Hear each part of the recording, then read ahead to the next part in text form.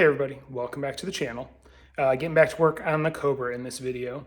Last one, I knocked out quite a bit of the things that needed to be done before installing the dash. So this video, my goal is to finish up the last few things I need to do and then go ahead and get the dash at least hanging in place.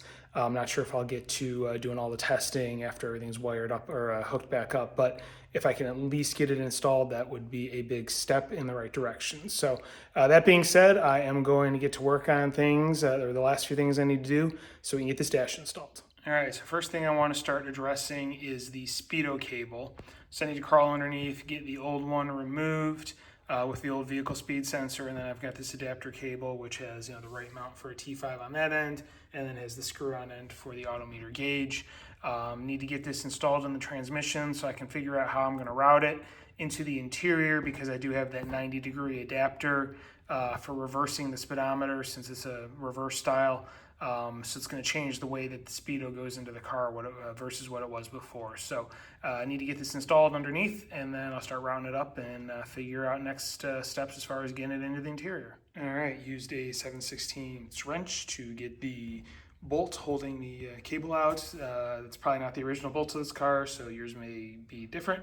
But either way, there's the assembly. Just need to get the Speedo gear off of the old one and go ahead and install it on the new end here, and then also get an O-ring for it, and then I can go ahead and install this in the transmission. All right, and there we go. The transmission end is installed. It's tightened down, new O-ring and everything. So that is good. I'm going to crawl back out and start working on how I can route this into the interior. All right, so looking at my options, here's actually what I ended up doing. I came through, there's a hole here underneath the 4x4 interior, underneath the dash, and that's a little pass-through. That's where the wiring for the rear of the car goes down through. There was enough space that I was able to get the cable in there that portion fit just barely. So I was able to get through, because measuring roughly with a tape measure off of the steering shaft, the speedometer is about 11 inches over, which is pretty much in line with where this little switch bank is that's under the dash. So I should be able to just kind of have this looped up into the gauge itself once the dash is installed, and that should work. So for now, that's what I'm going with. I did have to pull out, this is the vacuum for the HVAC actuators that'll need to go to the engine. I got to rerun the lines for it anyway once I have everything hooked up. So I'll just have to, that will fit through that same hole. That's where it was before. So that is it as far as running the speedometer cable goes for now. On to the next thing on my list. All right, so next on my list is I want to get back to this mess here. And what I mean by that is working on the speedometer as far as getting the odometer where it needs to be. Right now I'm at like 2171. My original one is 2181, so I'm within 10 miles, so I'm almost there. But what I need to do is this adapter here, I need to take it apart and switch the sides here, and that will change, or switch the sides here, whichever it is. I've got the instructions, but that will change it from being whatever the inlet is, it's the same on the outlet, to reversing it, because I believe, I'll tell you in a second. All right, yeah. This speedometer needs a clockwise rotation, which matches the way that the speedometer reads, whereas a factory speedometer needs a counterclockwise. So the signal coming from the transmission is going to be the counterclockwise, the way it's going to spin the cable. So I need to have this reverser here, and this is that Autometer reverser. So I need to take it apart, because right now it's set up. I tested it. It's set up that whichever way it spins here, it spins the same way there. So I just need to flip this around and reverse it. Get it installed on the back of the speedometer here, and then I can go ahead and get the miles racked up to where they need to be, and then put this back in the dash, and we'll be ready to install the dash, at least from that aspect. Here are the instructions for the adapter. You can see it's got everything saying if you need a standard rotation, leave it alone. That's the way it comes set up. If you need the reverse rotation, that's how you take it apart and fix it. So pretty straightforward. So I'm going to go ahead and get this taken apart, get everything swapped around to where it needs to be, and then I'll probably also grease it as well, because it does have a Zerk fitting on it to grease the gear assembly internally.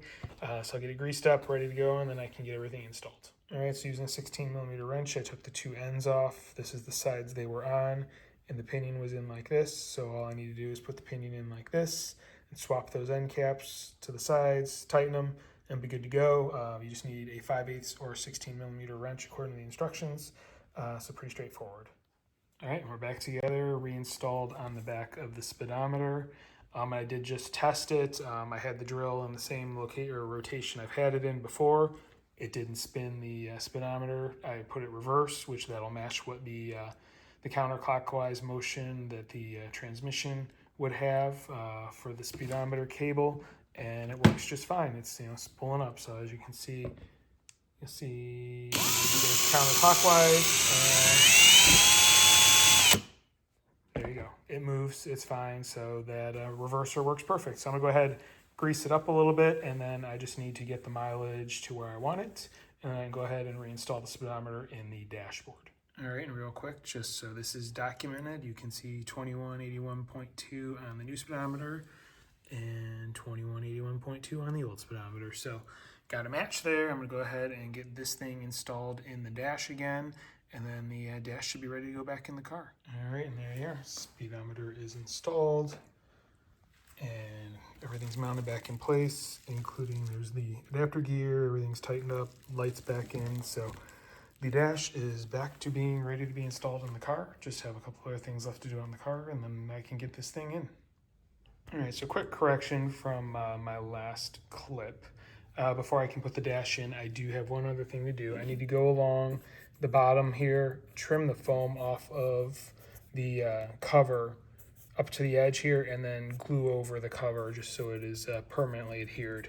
Because right now it's loose, because with this foam it was just too hard to get it to go all the way over and stay in place. So I'm gonna go ahead, take an X-Acto knife, work on trimming the foam, and then do a final gluing of the bottom section here, and then the dash will be ready to get installed in the car.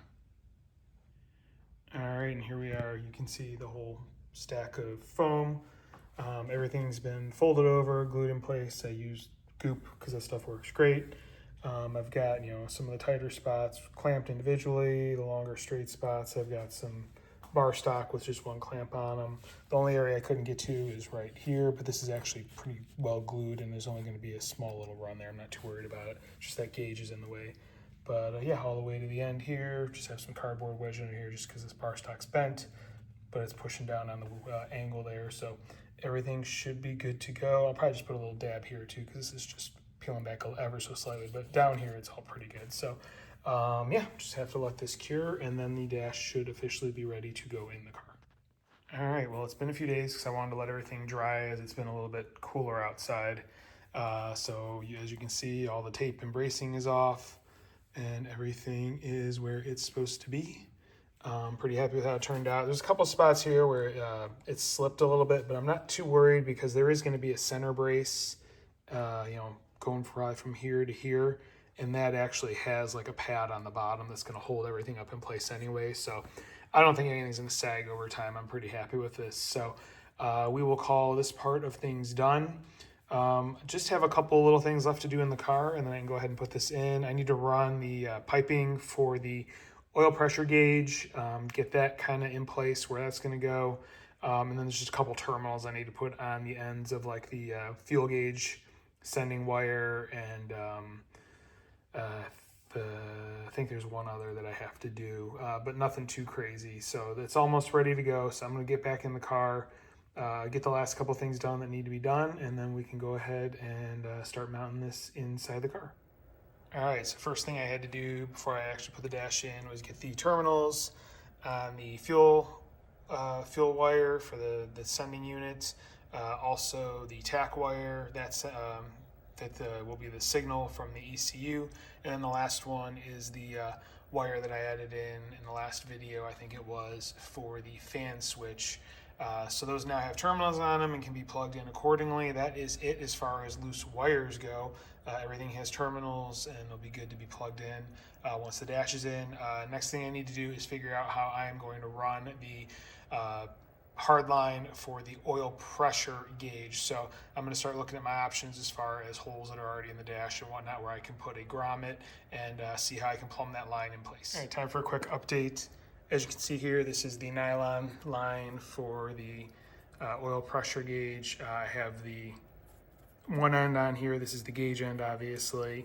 It's pretty easy to do. There's a ferrule that slides over the hose, and then you just put the nylon line all the way into the larger end of the fitting, and then this just slides through, and it's a compression joint. Everything compresses down.